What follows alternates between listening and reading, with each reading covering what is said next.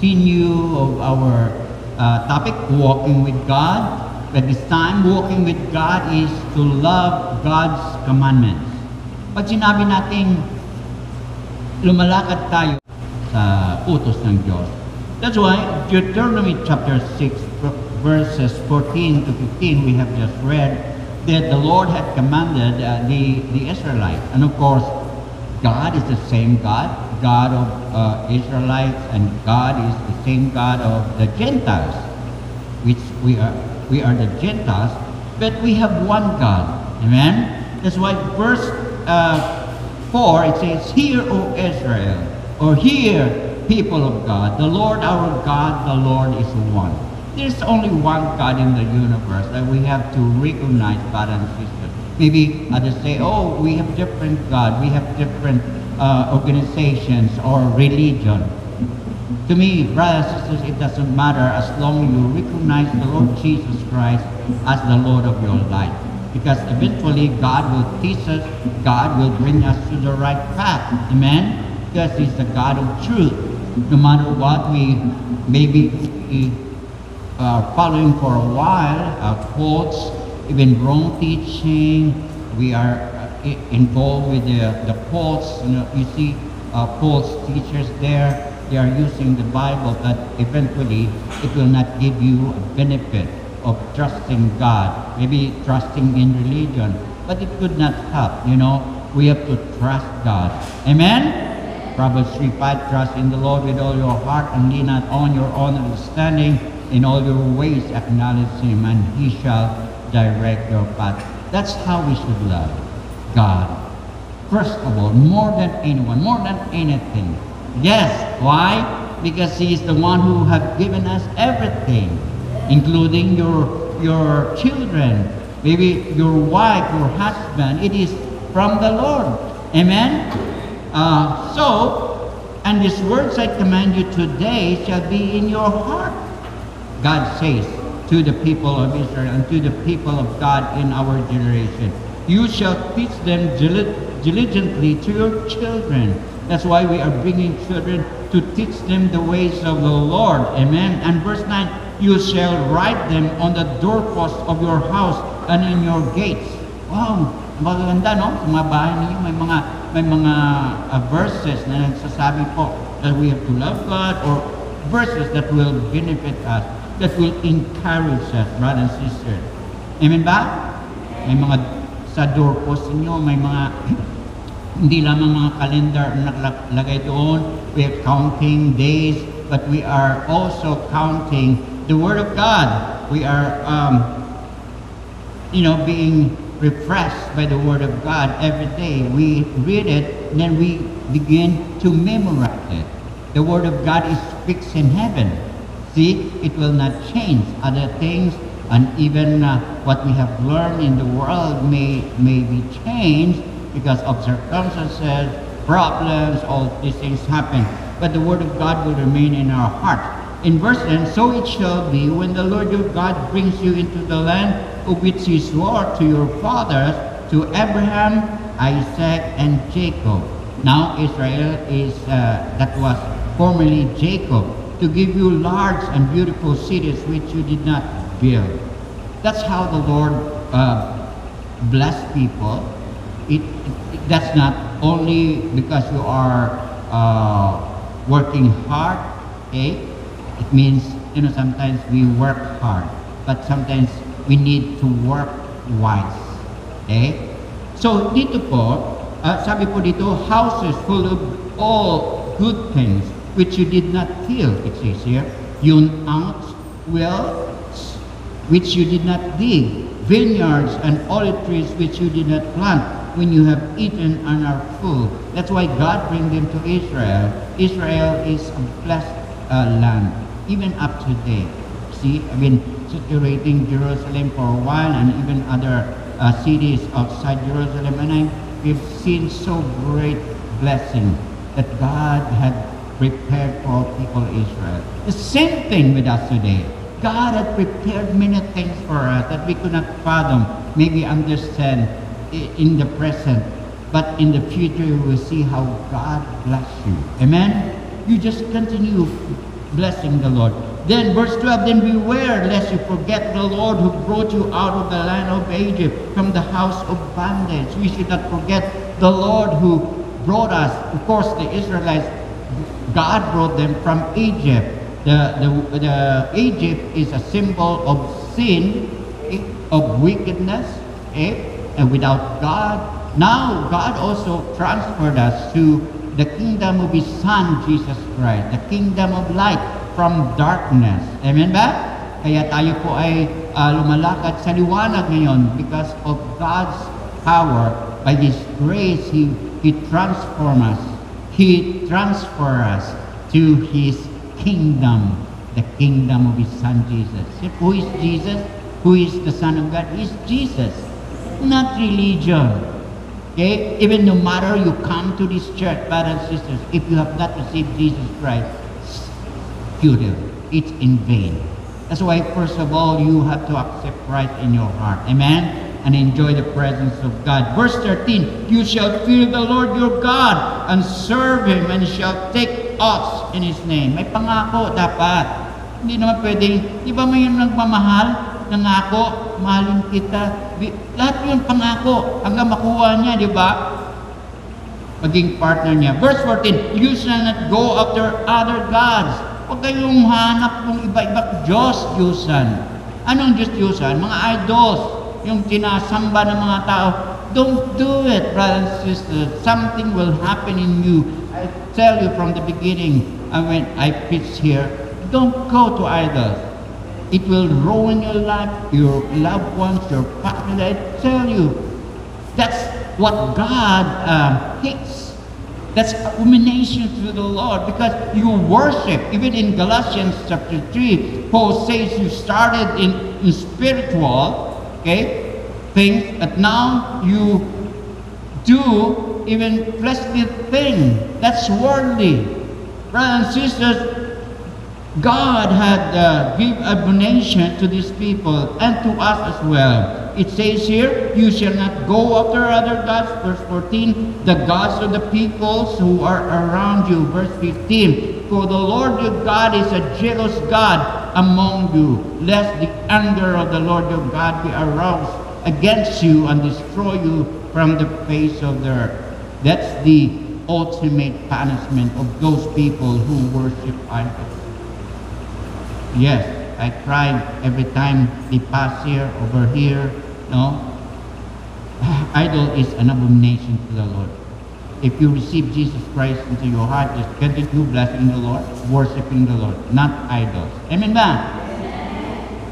Introduction. For years, fitness experts have stressed the importance of running for cardiovascular health. Yung sa puso, no? But recent scientific studies have demonstrated that daily walking also has a range of health benefits. Yung paglalakad, ilang beses kayo maglalakad, ilang steps ang lalakad. Dati po, sabi ko dito, 8,000 steps. Kaya talaga mag-steps ka. Hindi lang jogging. No? Yung mga 400 steps daw, it's a bit good, but it's not enough. It should be 8,000. Scientifically ito po walking, 8,000 steps. Ilang ikot kaya yan sa Monte Park. Kailangan po yun, mga kapatid. Every time I met an elderly person, personal po ito, and yet looking for, first thing I asked the elderly, kasi nakita ko, elderly, pero malakas pa. Tanungin ko agad, anong kinakain? Ano ang ginagawa mo? Bakit ka umabot na 80, 90? Mayroong nagsabi 87. Pero malakas pa. Anong ginagawa niyo? Sabi niya, I just walk 1 hour or 2 hours a day. I think yan. At I was so glad to see him dahil malakas pa rin siya. Sana po lahat tayo umabot ng 80, 90, malakas pa rin. Amen ba? Higit sa lahat mga kapatid, we have to walk with God. Kung physically nga, maglalakad ka lang nakatulong sa sa iyong kalusugan. How much more if we walk with God? Kaya sabi ng isang kabataan kahapon, dito pastor, mga tao dito sa church, noon pa namin nakilala, 20 years ago, hanggang ngayon parang mukha nila pareho pa rin. Tumanda, di ba? Sabi nyo? Bakit? Kasi we just rejoice in the Lord. We sing to the Lord. Palakpak tayo sa Panginoon. Amen ba? Alam mo ba ninyo, scientifically din, no, ay na-share ko na to sa inyo dati, pag nagpapalakpak tayo, mga nerves po natin doon ay parang nagkaroon ka ng patingin sa mga reflexologists. Diba? Mga reflexologists, yun naman ginagamit nila eh. I've seen that. Pagpalakpak pala, mga kapatid, na nare-revive, na nagigawa ng mga nerves ninyo.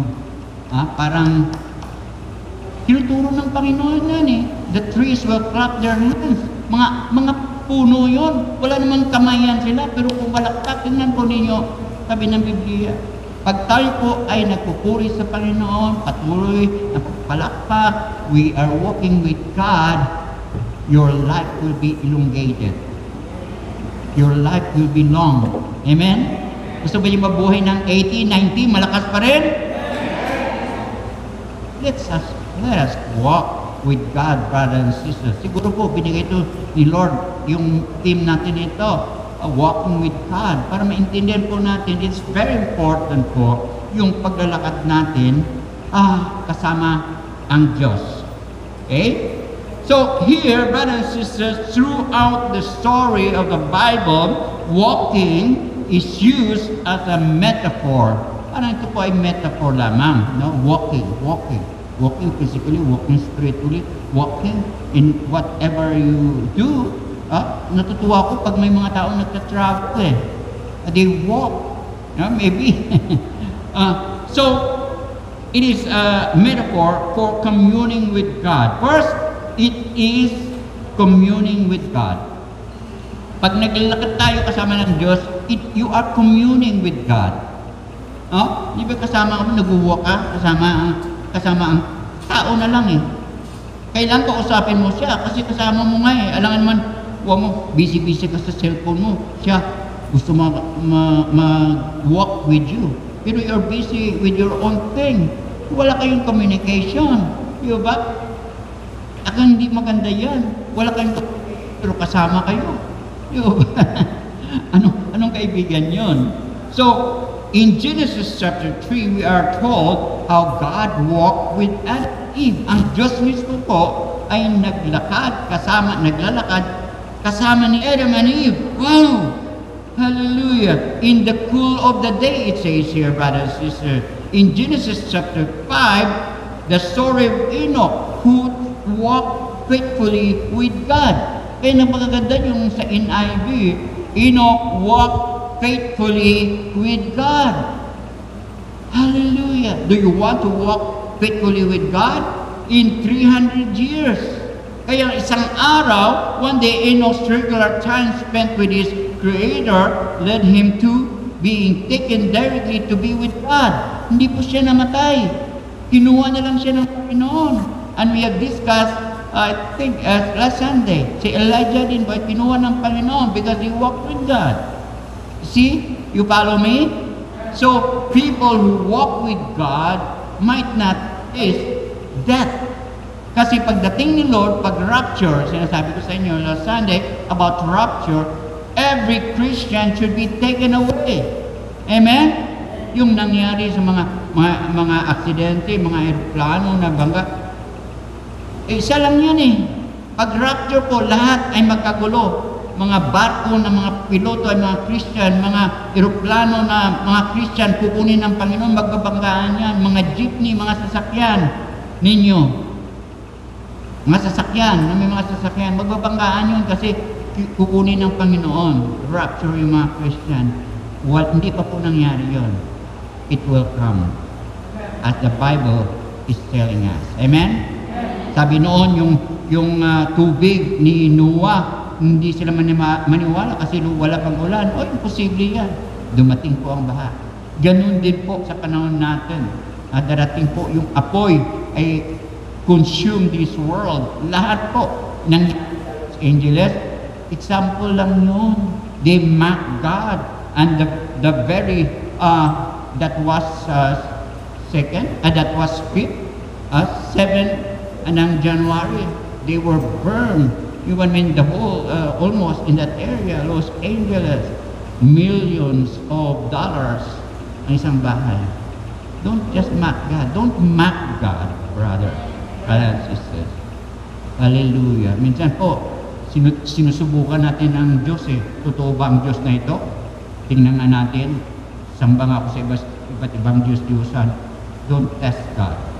Something will happen with you. I don't pray that this will happen, but it is in the Word of God. And sisters, I'm just giving you warning. In Genesis 17 verse 1, God invited Abraham to walk before Him. Wow! Sabi niya, Abraham, lumakad ka. Kasama ako, lumakad ka. Kung ano ang nais sa iyo. Him as He renewed His covenant with him.